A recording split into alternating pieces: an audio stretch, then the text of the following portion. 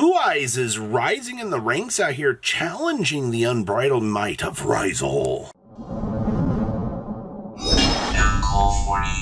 You guys smash and grab out of that subscribe button so you guys don't miss out on more Oz content. We're back at it again out here, this time with Blue Eyes, the Drill Beam Special, moving up in the ranks out here next to the unbridled power of Riza, which is actually insane.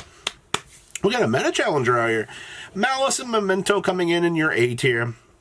Not really all that surprised to see that, honestly.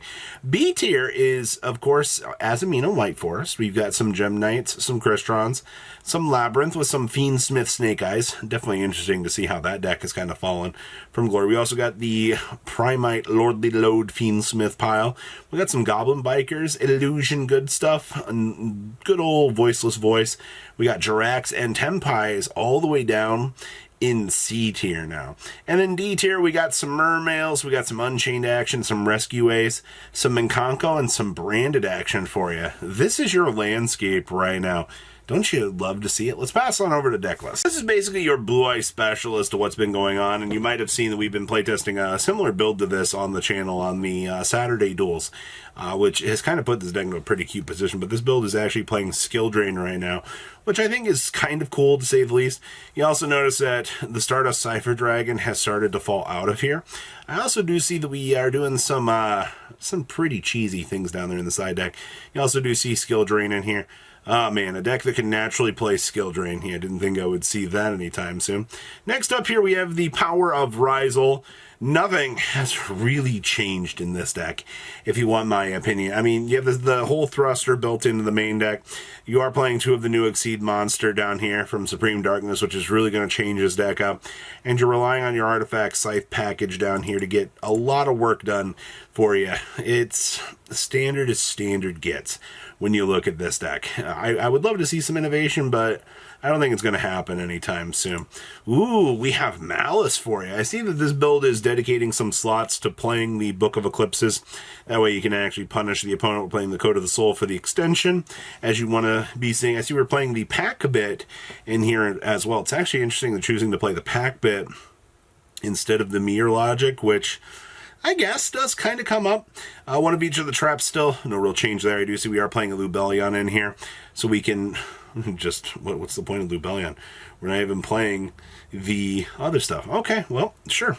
All right, next up here, we have the power of Goblins. Or, and Momento, yeah. Talk about a pile. Actually, the fact this deck has scrapped out the Goblin Biker package. You know, we're not playing the Cajun stuff anymore. I guess we don't really even need it. Kind of surprising to see the evolution of Momento in here and these changes that this deck has been going through, because you don't really need those extra options right now to play the game. So here's our Azamina White Forest deck with full Fiend Smith combo built in. You just see we are relying on 2 Deceptions. I also see that we are playing a copy of Small World in here, as well, I guess this is one of those situations that if you need to bridge the gap to find one of your potential engines to get the deck going, you can actually do so. It's kind of cool. I see we have the Exceed Encores down there. Yeah, right. Exceed Encore gaining a lot more popularity out here because you have that really annoying deck called Riza doing its thing. Gem Knights! Who would have guessed? Block Dragon out here, still being this absolute pain in the ass for duelists to be dealing with out here, because 2 level 4 Gem Knight monsters, which is incredibly easy to do, by the way, you slap them together, and then your opponent's just kind of forced to look at you and go, oh, yeah, you go get your Block Dragon. You know, I can't do anything about that interaction.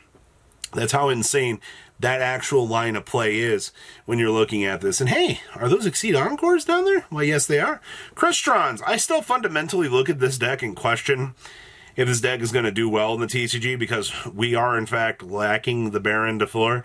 I think this deck is one of those possible challengers that might do something, but we'll have to wait and see. I do see that we are doing the Thurion stuff down there. And, of course, in the real tech trends out here in the OCG, it's just Scythe Lock and go. I wonder if they're going to change that on their next list, because that's definitely turning into an annoying problem. Ooh, we have the Labyrinth special for you in here. I see that we're playing the little extra trap card down here, so your opponent can't actually do anything. We're relying on the summon limit to kind of punish the opponent. I also see we're playing Pot of Extravagance in here, which means triple Chaos Angel, triple Typhon, and all of these extra cards just to make sure, you know, we can make a board. But Labyrinth doesn't have to do a lot. It just needs to lock your opponent long enough for you to get a turn or two in and snowball for advantage. Snake Eyes, Azamina, White Forest. So this is we'll never get the chance to see this evolution because we lost OSS, which sayonara. Nobody wants to deal with that garbage. But this deck definitely needs to fall off. I do see they still are relying on Deceptions to kind of get this deck rolling, and of course full Fiend Smith combo. But this is basically what the next evolution was supposed to look like on our side of the game. Unfortunately, we're not going to be able to accomplish this. And then we have, so this is your Primite pile using the Fiend Smith package. So basically, you know, you're going to set up Rexstorm Tremende in here, and then of course you're going to use the good old Primite package to set up some forms of interruption. Drill Beam being one of those extremely stupid cards. This is basically what the Blue Eyes deck is doing, but on a much lighter scale, which the fact that you can get away with using this engine like this is hilarious. All right, we also have Goblin Bikers for you. Hey, look, a challenger whose job is to detach materials off of the Rise Old deck, and then you start building up your Goblin Bikers and put your opponent into that pretty bad position. Now, unfortunately, this deck has about 9,000 problems. We need some better Goblin Biker support. You know, it's really funny that Konami gave us an Exceed Breaking archetype, and its age just really showed very early on. I mean, it's cool that we had concepts to check purely, but ugh. We also have, Illusion. So this is actually really cool because the Sacred Azamina package kind of seeing play in here is really good because you do get to see the one White Forest name showing up in here, kind of, you know, bridging the gap between these decks. And the fact you get to see this package just kind of being splashed in here is really nice. This is the deck that I wanted to see playing all of the new stuff, and you actually get a fantastic opportunity to see this. I want to see what this looks like come TCG time. We also have Voiceless Voice. If you're expecting some crazy innovation in here, I'm going to tell you the most exciting thing is usually going to be the amount of Saravis your opponent's choosing to play, and if they're choosing to play the Saravis monster that summons Saravis out of the deck. I also see we are playing one copy of Summon Limited in here as well, but that's about as cool as it's going to get in terms of your tech choices. You know, this deck has been incredibly locked in for a while now in terms of its ratios, and you're not really getting anything too exciting out of that. We have Jirax for you. I love this deck. I just wish we had triple Miscellaneous Sarasaurus to be able to actually play this deck. You know, the whole point is you're dropping meteors on your opponent's field. You're clearing up as much of their board as you can. And, you know, in terms of the Jirax stuff, I mean, it's kind of weird that this was the second most played variant out here. I kind of thought Necros would have caught on, but unfortunately Necros just kind of fell to the wayside out here. Board clears and dinosaurs evidently was the correct method. We also have Tempai for you now. DCG did lose Seng and Kaiman. Yeah, feels really bad, but nobody really cares. Job's done. This build also gets to play Baron to Floor. Something that this deck should have never been allowed to do was make an end board with Baron to Floor on it. It's so annoying that you can set up a negate in addition to playing Tempai. Like, Sphere's Baron is, like, stupid. That should not be allowed. All right, and also the fact that, you know, it's a natural born 10. Ugh. We also have some Mermail action for you in here. Basically, you get to see how the new Mermail stuff kind of interacts. We are playing two of the new effect monster, one of the new rank 7, which is kind of cool. I mean, still doing double minstrel to get that hand rep knowledge. I see that we are playing an interesting amount of one Fulwars, one Perulia, and they're also choosing to play the water barrier statue in here. I don't know why they're choosing to play the water barrier statue in here, but you know what? If you got room for it, you may as well give it a shot, I suppose. And then we also have, so this is your Fiend Toolbox Incarnation, sporting off, you know, the Unchained stuff. I also see we are playing one copy of the Sacred Azamina in here. And of course, it looks like we're playing the mini 2 Nightmare Apprentices. Toggle for that. Okay, I guess we're getting to the Burflemet in here as well to do some other interesting lines of play. That is not something that should be allowed, but you know what? I guess the little extra lines that you can do seem pretty good. We also have Rescue Ace. Unfortunately, TCG just got back Airlifter, but you know, we lost OSS.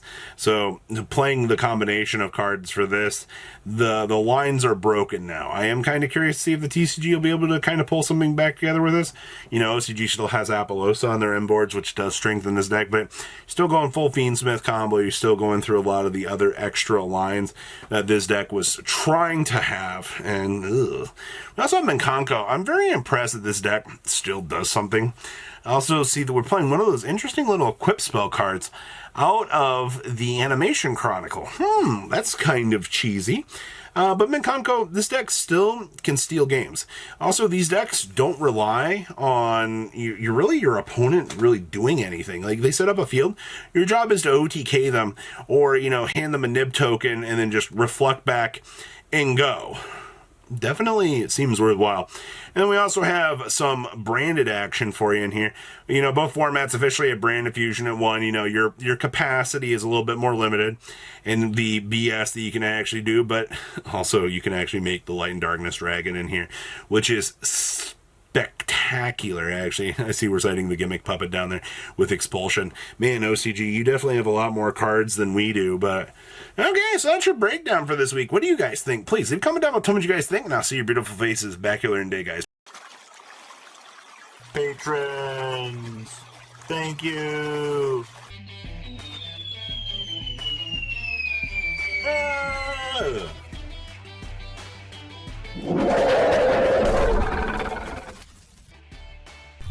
Thank you so much for watching. Check out these other videos.